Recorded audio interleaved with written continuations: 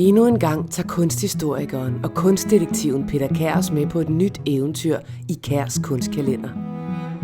Han har fundet et maleri, der kan fortælle os om tiden, om kunstneren og om det helt særlige udtryk, som maleriet har. Og ikke mindst, hvad kan vi bruge det til her og nu?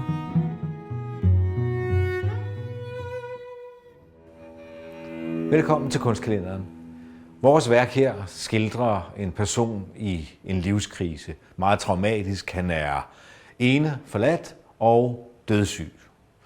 Var Abildgaard som maler altid så alvorlig? Man kan blive helt bekymret. Havde han humor? Det kigger vi på i dag. Ja da. Jeg synes, der er mange af hans tegninger og skitser, der har sådan en humoristisk tilgang her i Minotaurus' hoved. Og så får han også en opgave, som indeholder lidt af det hele, når det handler om humor.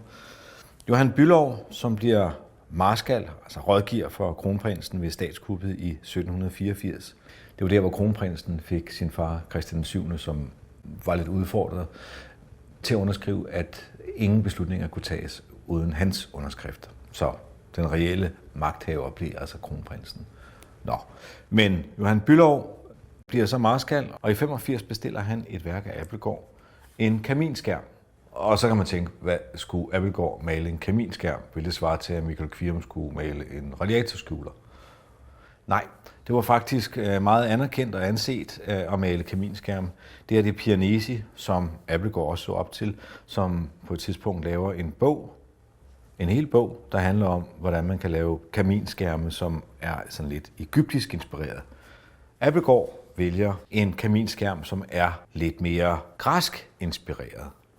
Og det er en, som bliver bestilt af Bülow og senere hen jo stadigvæk figurerer i kongens nærhed. Det her er en noget senere tegning, hvor man ser kongen her, der modtager officerernes lykønskning. Og her i baggrunden kan man se kaminskærmen. Og den findes stadigvæk.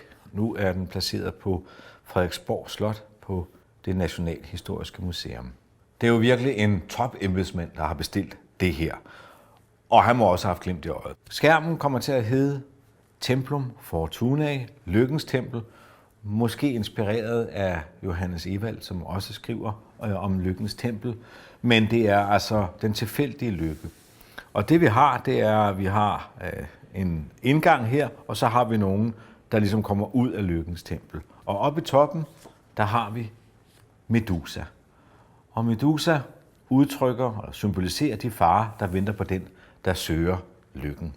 Og meget markant står de her to skulpturer, som Abildgaard ser i Vatikanet, malet af Rafael. Han har også et bogværk, hvor han kan tage inspirationen fra. Den ene er freden, og den anden er beskyttelsen. I Abildgaards version bliver freden den her version, hvor vi hernede I kan se noget af en vægtskål, og det plejer at være Justitia, altså retfærdighedens gudinde, der har den, men den er ligesom gået i stykker, så freden er måske ikke helt retfærdig, og på den anden side, så er beskytteren, jeg har et skjold, men øjnene er dækket til, så det kan måske være lidt svært at beskytte dem, der har brug for beskyttelse.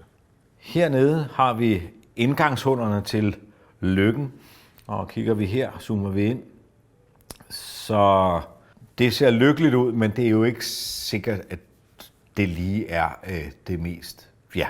I den anden side har vi en, der sælger masker. Måske er vedkommende selv en maske på, og herover kan man se ikke talemasken, måske ikke se og tale rigtig meget. Og masker bliver på det her tidspunkt også symboliseret noget med en falskhed, en symbol på bedrag, hvad der nogen, der vil sige. Ned ad trappen kommer der en ung herre her, men han har lænker på. Og det var ikke ualmindeligt at se bybilledet på det her tidspunkt, hvor Abildgaard laver den her kaminskærm. Nu er det lidt før, man kan lave elektroniske fodlænker, så det var altså synligt at så se, at det var en, der var straffet. Og der er også heroppe en soldat, der har lænker på. Og det var typisk desertører, som man så med den slags lænker. Ved siden af står præsten, og han ser jo relativt velnæret ud. Og der er der ingen tvivl om, at Abildgaard havde et noget anstrengt forhold til en del af kirkens mænd. Og ved siden af soldaten, som vi så før, kan vi så se, ja, det ser jo helt underligt ud. det ligner jo næsten en præstekrav, så er der 2 hænder, der stikker ud, og heroppe er der lidt af en rævehale. Det var sådan en fidel eller en fedel, hvor hovedet er her, og hænderne er lidt anderledes placeret end her. Og så blev man låst fast der, og så var der en lille klokke, og så kunne det være en rævehale eller en hestehale. Og så gik man rundt med sådan en, hvis man var blevet straffet, og det var typisk prostitueret, så kunne man virkelig blive udskammet i samfundet. Og herover i siden har vi så den enlige mor, malet meget solidarisk af Abildgaard. Og sådan relativt centralt placeret her på vej ned ad trappen, der har vi så en person, som i den grad er blevet udstødt. Nu skal vi jo ikke sige, at det er en bestemt person, men hvis vi kigger på det her portræt af Johan Bülow. Altså, Johan Bülow havde også humor selv. Han kunne jo godt se, at det kunne sagtens have været ham, der var væltet ned af trappen. Der sker i hvert fald det i 1793, at han mister sin position. Så han er ude af Lykkens Tempel, eller den tilfældige Lykkes Tempel. På spørgsmålet om, havde Abildgaard humor? Ja, sådan en form for satirisk humor. Han kigger rundt. Det er et samfund, der er lidt uligevægtigt. Og når man bruger øjnene, så er der altid noget for øje på. Aldrig ingenting.